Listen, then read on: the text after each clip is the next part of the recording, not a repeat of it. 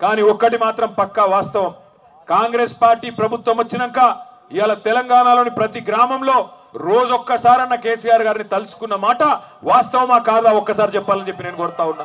Current పోయిన ప్రతి నిమిషం కేసీఆర్ గుర్తొస్తున్నాడు, నీళ్లు రాని ప్రతి నిమిషం కేసీఆర్ గుర్తొస్తున్నాడు.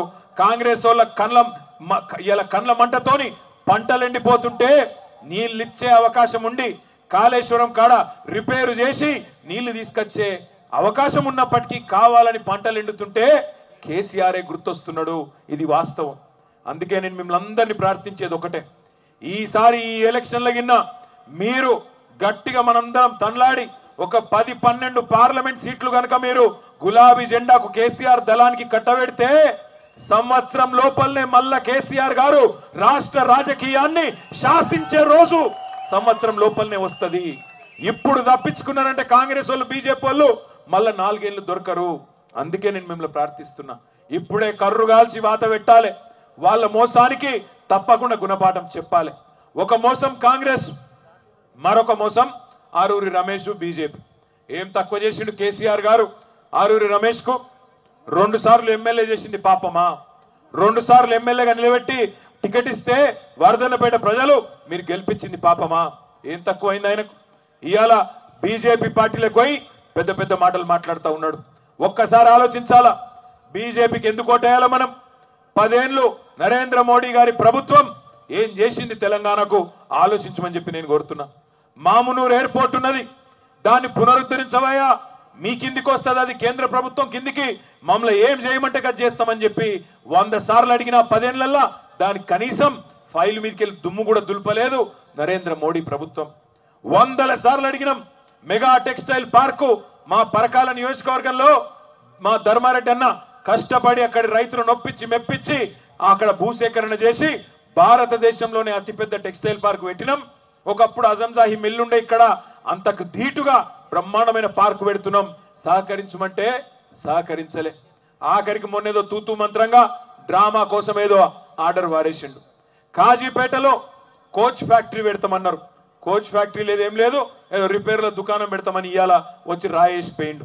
అదే విధంగా వర్ధనపేట నియోజకవర్గంలో కానీ వరంగల్ పార్లమెంటు నియోజకవర్గంలో కానీ ఇక్కడ ఉన్న రైతన్నలందరూ ఆలోచించాలా. ఇవాళ నరేంద్ర మోడీ ప్రభుత్వం అంటున్నది గోదావరి జలాల్లో మన అవసరాలు తీరకముందే ఆ గోదావరి జలాలను ఇవాళ కిందికి కర్ణాటకకు తమిళనాడుకు తీసుకుపోతా అంటున్నాడు. ఇచ్చంపల్లి కాడ ప్రాజెక్టు కట్టి ఈ రేవంత్ రెడ్డి గారు ఉంటే ఆయనకు మోడీని అడ్డుకునే శక్తి లేదు. ఎందుకు వేయాలి బీజేపీ కోటు ఆలోచించమని చెప్పి నేను కోరుతున్నా.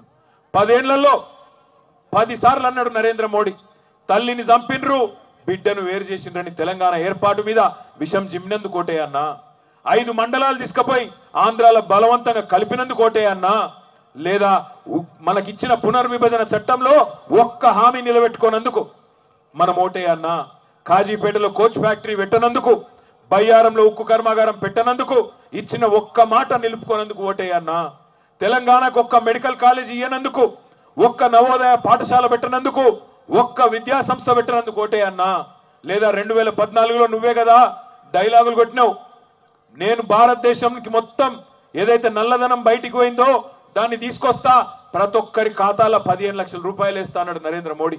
పడ్డాయా 15 లక్షలు? పడ్డాయా మోడీ 15 లక్షలు? పడలే, దేశంలో ఎవరికి రాలే, 15 లక్షలు రాలే. సంవత్సరానికి 2 కోట్ల ఉద్యోగాలు ఇస్తా అన్నాడు నరేంద్ర మోడీ, 10 ఏళ్లలో 20 కోట్ల ఉద్యోగాలు ఇవ్వాలి, ఇచ్చిండా? రైతుల ఆదాయం డబల్ చేస్తా అన్నాడు, 2022 సంవత్సరం కల్లా చేసిండా? ఇంటింటికి నల్ల పెడతా అన్నాడు, కేసీఆర్ పెట్టిండు తప్ప మోడీ పెట్టలేదు దేశంలో. అదేవిధంగా ప్రతి మనిషికి ఇల్లు కట్టిస్తా అన్నాడు, బుల్లెట్ ట్రైన్లు అన్నాడు, 5 ట్రిలియన్ ఎకానమీ అన్నాడు. ఇవేమైనాయా మోడీ గారంటే ఇవేమి చెప్పాడు. ఇప్పుడు ఏమంటాడు?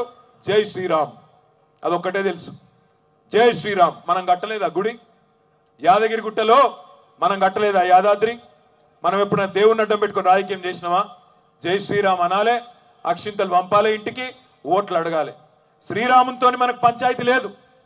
దేవుడు అందరివాడు, దేవుడు బీజేపీ వాళ్ళకు మాత్రమే దేవుడు కాదు, మనకు కూడా ఆయననే దేవుడు. దేవునితో మనకు పంచాయతీ లేదు, రాముడికి మొక్కుదాం. కానీ తెలంగాణకు నయా పైసా పనిచేయని బీజేపీని మాత్రం ఓట్లతోనే పండబెట్టి తొక్కుదామనే మాట ఈ సందర్భంగా నేను మీకు విజ్ఞప్తి చేస్తా ఉన్నా. ఒక్క బుడ్డ పైసా పనిచేయలే బీజేపీ ఈ దేశానికి కానీ మన రాష్ట్రానికి కానీ. అట్లాంటి వాళ్ళని ఎందుకు ఆదరించాలి? ఏం చేసిందని ఇవాళ వాళ్ళ ఓట్లేయాలి, ఏం చేస్తారని చెప్పి రేపు ఓట్లేయాలనే మాట దయచేసి ఆలోచించమని నేను కోరుతా ఉన్నా. నేను ముగించే ముందు మీ అందరితో ప్రార్థించేది ఒకటే, ఈ పార్లమెంట్ ఎన్నిక సుధీర్ కుమార్ ఎన్నిక కాదు. ఈ పార్లమెంట్ ఎన్నిక మనందరి బతుకు తెరువుకు సంబంధించిన ఎన్నిక, తెలంగాణ భవిష్యత్తుకు సంబంధించిన ఎన్నిక. తెలంగాణకున్న ఒక్క గొంతు కేసీఆర్. ఆ కేసీఆర్ గారినే ఇలా ఖతం చేయాలని కాంగ్రెస్ బీజేపీ కుమ్మక్కై రాజకీయం చేస్తూ ఇవాళ మన పార్టీని బొందబెట్టాలని ఆలోచన చేస్తున్న తరుణంలో మనకు సవాల్గా వస్తున్న ఎన్నిక